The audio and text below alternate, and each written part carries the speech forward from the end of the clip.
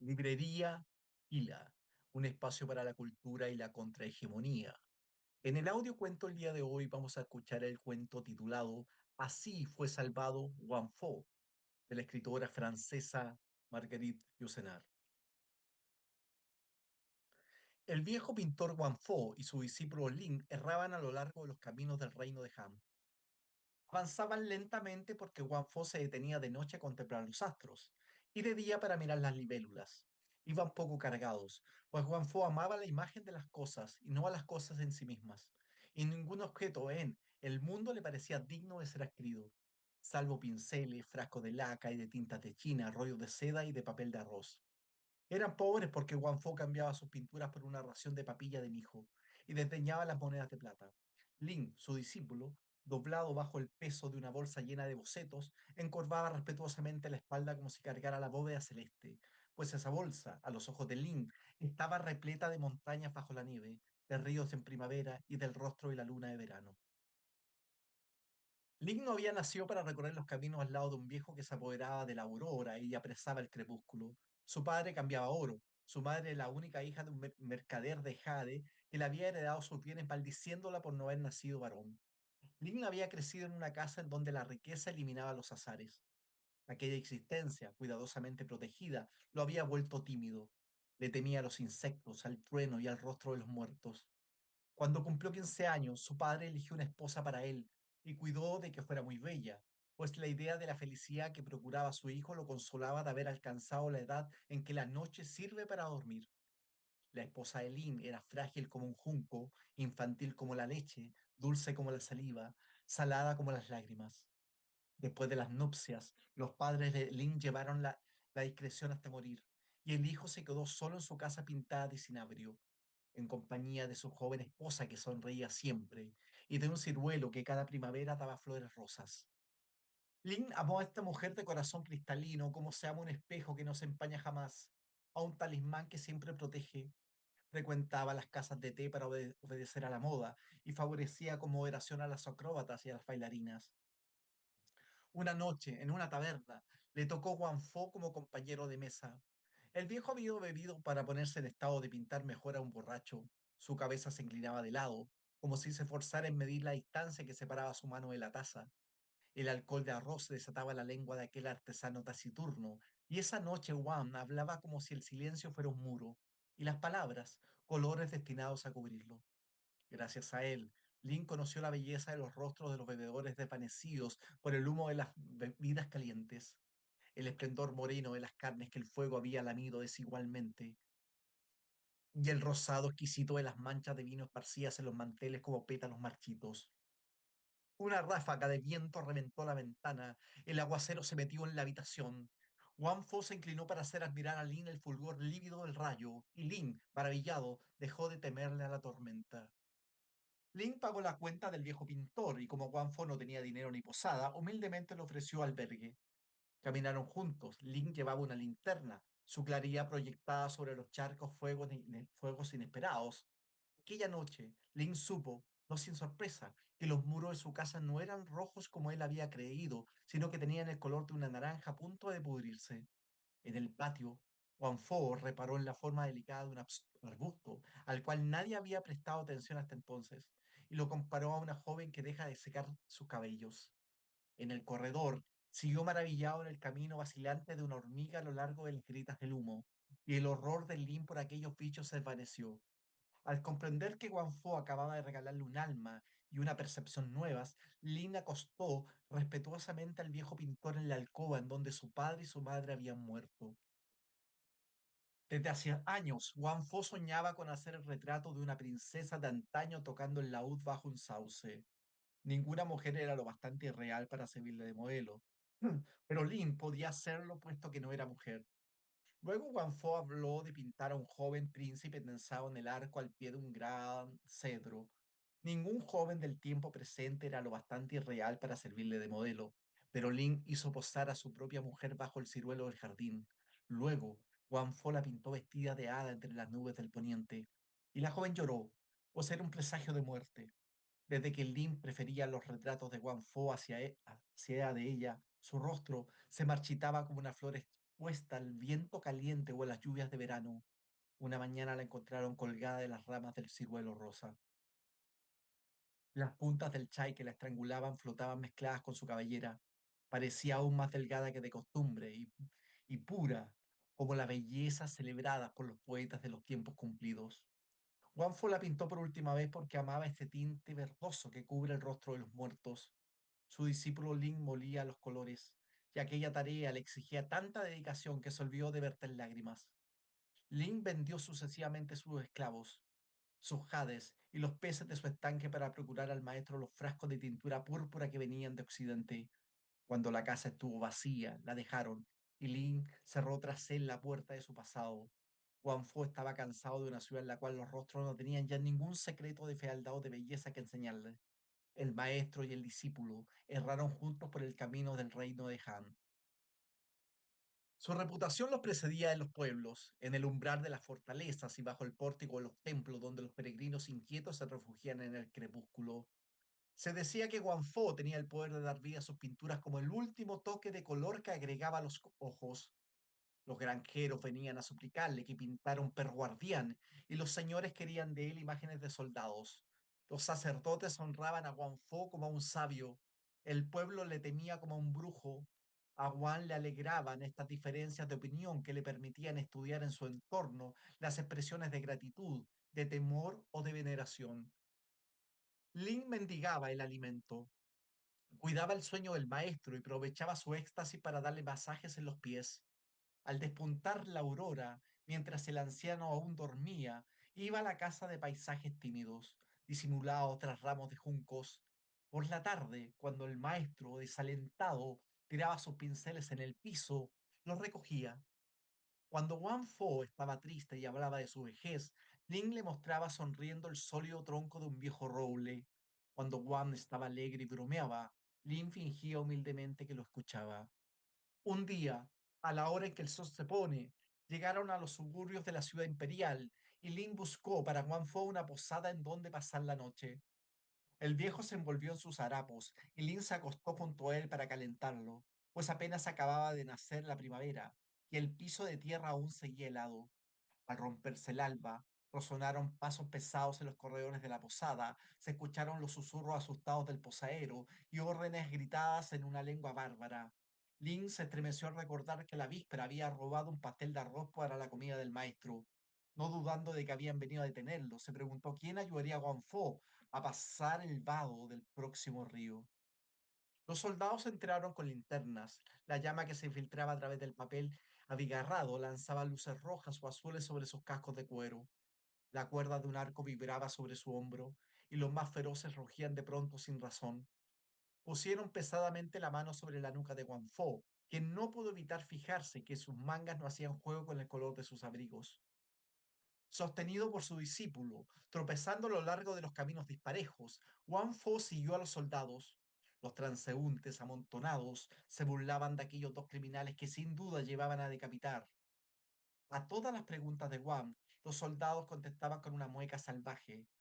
Sus manos atadas sufrían y Lin, desesperado, miraba sonriendo a su maestro, lo que era para él la manera más tierna de llorar.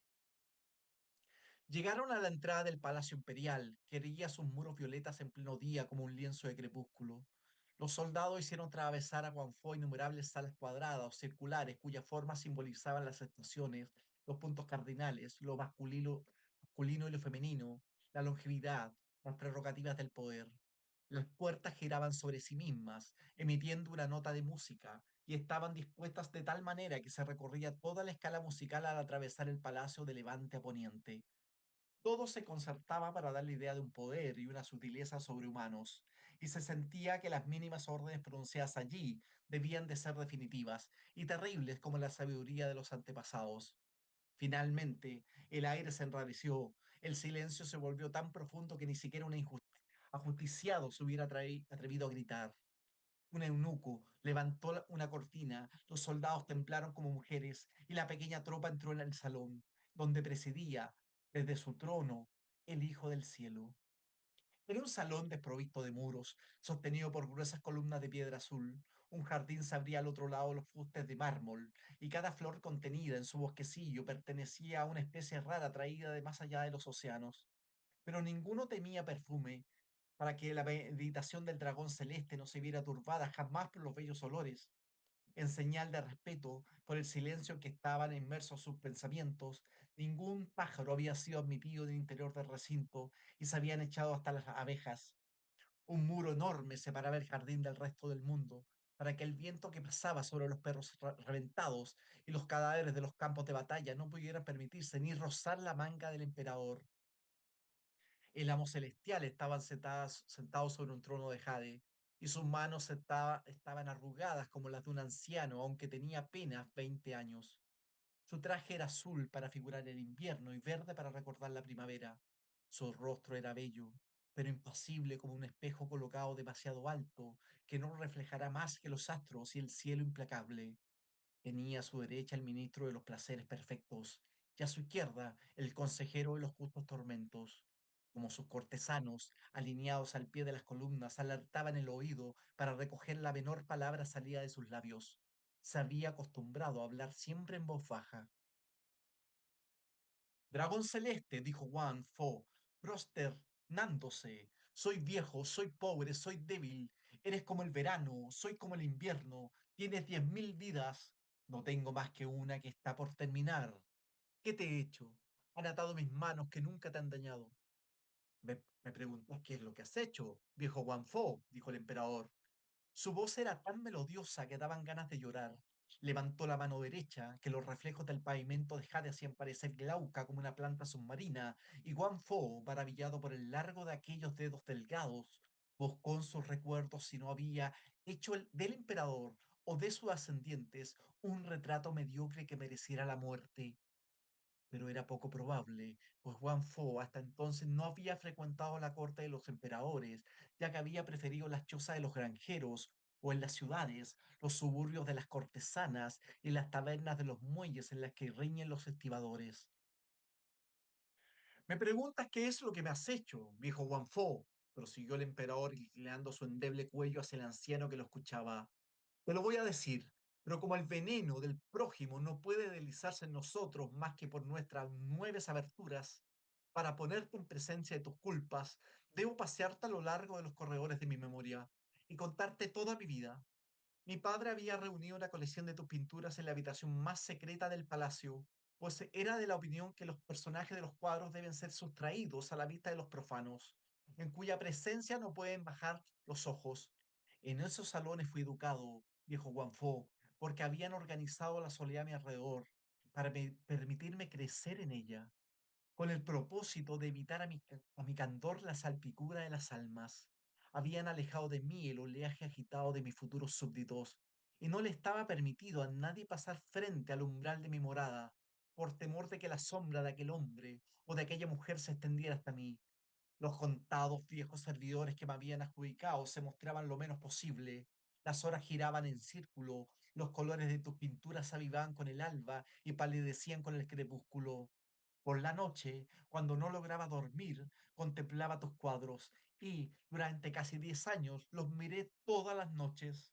De día, sentado sobre un tapete cuyo dibujo me sabía de memoria, con las palmas imaginaba el mundo, con el país de Han en el centro, igual al llano monótono y hueco de la mano que surca las líneas fatales de los 5 ríos. A su alrededor, el mar donde nacen los monstruos, y más lejos aún, las montañas que sostienen el cielo. Y para ayudarme a representar mejor todas esas cosas, utilizaba tus pinturas. Me hiciste creer que el mar se parecía al vasto manto de agua extendido sobre tus telas, tan azul que una piedra, al caer, no podía sino convertirse en zafiro, que las mujeres se abrían y se cerraban como flores, igual a las criaturas que avanzan, empujadas por el viento, en la vereda de tus jardines, y que los jóvenes guerreros de cintura delgada que velan en la fortaleza de las fronteras eran como flechas que podían atravesar el corazón. A los 16 años vi abrirse las puertas que me separaban del mundo. Subí a la terraza del palacio para mirar las nubes, pero eran menos bellas que las de tus crepúsculos. Ordené mi litera, sacudido por los caminos, de los que no había previsto ni el lodo ni las piedras.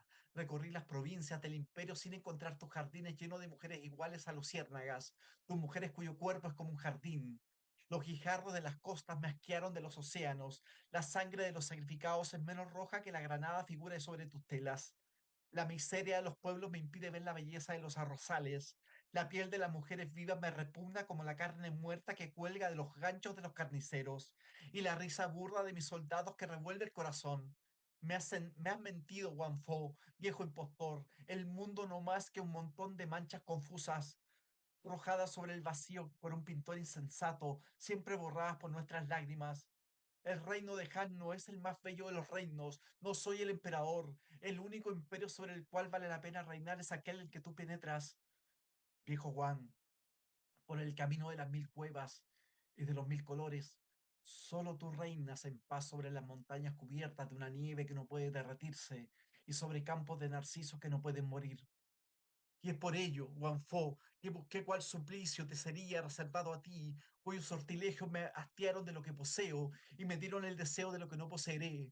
Y para encerrarte en el único calabozo del que no puedas salir, he decidido que te quemen los ojos, porque tus ojos, Wanfo, son las dos puertas mágicas que abren tu reino. Y con tus manos son los dos caminos de 10 ramificaciones que te llevan al corazón de tu imperio. He decidido que te sean cortadas las manos. ¿Me has comprendido, viejo Wanfo? Al escuchar esta sentencia, el discípulo Lin arrancó de su cinturón un cuchillo mellado y se precipitó sobre el emperador. Los guardias lo apresaron. El Hijo del Cielo sonrió y agregó en un suspiro. Y te odio también, viejo Guanfo, porque has sabido hacerte amar. Maten a ese perro. Lin pegó un salto hacia adelante para evitar que su sangre manchara el traje de su maestro. Uno de los soldados levantó el sable y la cabeza de Lin quedó separada de la nuca, igual a una flor cortada. Los servidores se llevaron los restos, y Fo, desesperado, admiró la hermosa mancha escarlata que la sangre de su discípulo hacía sobre el pavimento de piedra verde. El emperador hizo una señal y los eunucos se enjugaron los ojos de Fo. Escucha, viejo Guanfo, dijo el emperador, y seca tus lágrimas, pues no es el momento de llorar. Tus ojos deben permanecer limpios, porque la poca luz que les queda no sea enturbiada por tu llanto, puesto que no deseo tu muerte solo por rencor, y no es solo por crueldad que quiero verte sufrir. Tengo otros proyectos, viejo Guanfo. Poseo en mi colección de tus obras una pintura admirable donde las montañas, el estero de los ríos y el mar se reflejan, infinitamente reducidos, sin duda, pero con una evidencia que sobrepasa la de los objetos mismos como las figuras que se reflejan sobre las paredes de una esfera. Pero esta pintura no está terminada, Wanfo, y tu obra maestra no es más que un boceto. Sin duda, en el momento en que pintabas, sentado en un valle solitario, repasaste en un pájaro que pasaba, a un niño que perseguía aquel pájaro. Y el pico del pájaro, las mejillas del niño te hicieron olvidar los párpados azules de las olas. No terminaste la orla del manto del mar, ni la cabellera de algas de las rocas. Juan Fo, quiero que consagre las horas de luz que te quedan a terminar esta pintura, que contendrá así los últimos secretos acumulados en el curso de tu larga vida. Seguramente tus manos, tan próximas a caer, no temblarán sobre la tela de seda, y el infinito penetrará en tu obra por los plumeados de la desgracia. Y no hay duda de que tus ojos, tan cerca de ser aniquilados, descubrirán relaciones en el límite de los sentidos humanos. Ese es mi propósito, viejo Wanfo, y puedo forzarte a realizarlo. Si te rehusas, antes de cegarte, haré quemar todas tus obras, y serás entonces igual a un padre cuyos hijos han sido asesinados y destruidas las esperanzas de posteridad. Pero cree más bien, si quieres, que este último mandamiento no se debe más que a mi bondad, pues sé que la tela es la única amante que has acariciado en tu vida, y ofrecerte pinceles, colores y tinta para ocupar tus últimas horas. Es como dar de limosna a una cortesana a un joven que va a ser ejecutado.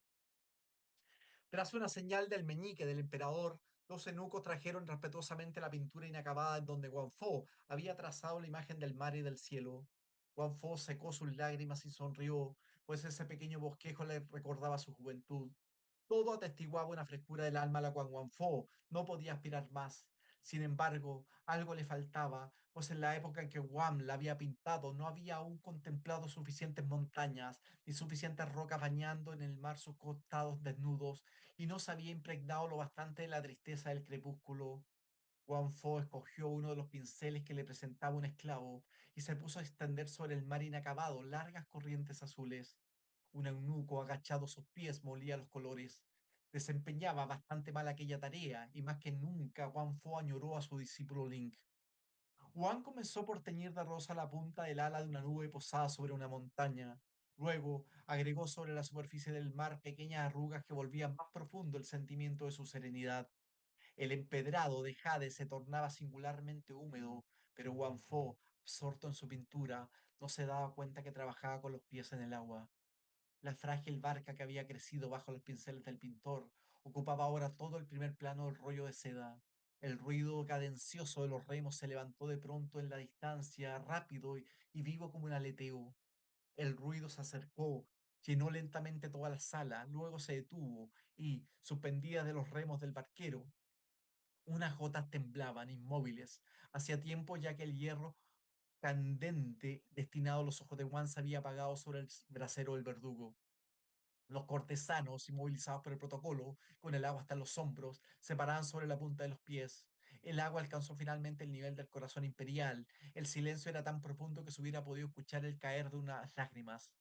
Sí, era Link. Llevaba su viejo traje todos los días, y su manga derecha aún tenía las huellas de un desgarrón que no había tenido tiempo de surcir. En la mañana, antes de la llegada de los soldados, pero lucía en torno al cuello una extraña bufanda roja. Juan Fo le dijo de que quedamente mientras seguía pintando. Te creía muerto. Vivo usted, contestó respetuosamente Lin. ¿Cómo hubiera podido morir? Y ayudó al maestro a subir a la embarcación. El techo de Jade se reflejaba sobre el agua, de manera que Lin parecía navegar por el interior de una gruta. Las trenzas de los cortesanos sumergidos ondulaban en la superficie como serpientes, y la cabeza pálida del emperador flotaba como un loto. Mira, discípulo mío, dijo melancólicamente Wang Fo, estos desgraciados van a perecer, y si no es ya que han perecido, no sospechaba que hubiese bastante agua en el mar como para ahogar a un emperador. ¿Qué hacer? No tema, maestro, murmuró el discípulo. Pronto se volverán a encontrar secos y ni siquiera recordarán que su manga haya estado mojada. Solo el emperador conservará en el corazón algo de amargura marina. Esta gente no está hecha para perderse en el interior de una aventura. Y agregó, el mar es bello, el viento suave, los pájaros marinos hacen su nido. Partamos, maestro mío, hacia el país que se encuentra más allá de las aguas. Partamos, dijo el viejo pintor. Juan Fo se apoderó del timón y Lin se inclinó sobre los avíos. La cadencia de los remos llenó de nuevo toda la sala.